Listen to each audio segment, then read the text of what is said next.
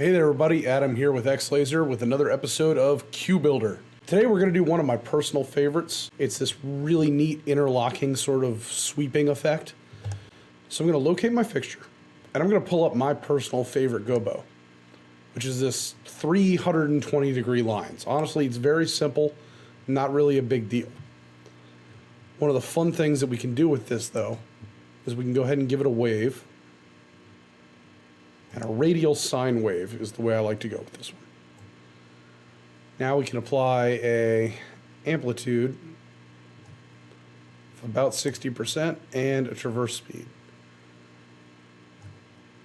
So now we've got this sort of folding in on itself, which I think is really cool. I like to then also apply a spin effect that's nice and slow to it, just to give it a little more visual interest through the air. And then applying a gradient,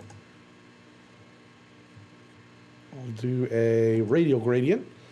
So radial gradient starts in the center and sort of radiates out from one color into another. So I'm going to start with it. Let's go with it red in the middle. And then we'll have it blend out into a yellow. I don't really like that. We'll change it to sort of an orange in the middle.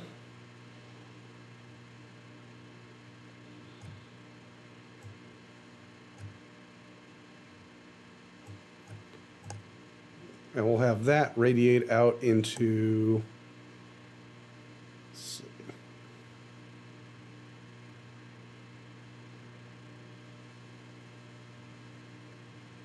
yeah, that'll work.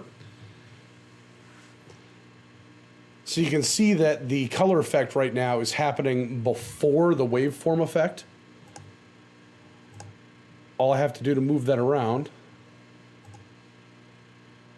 is push that out here to, in this case, mid 3. So now I'm going into blue with that orange right there at the core. Make this a little more interesting. I'm going to go ahead and apply it to a 1x3 prism. And I will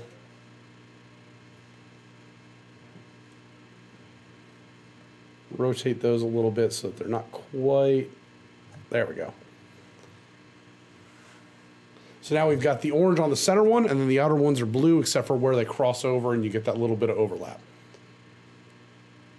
I hope this was a good look at some of the different things you can do with radial sine waves and interesting rotation effects, that kind of thing.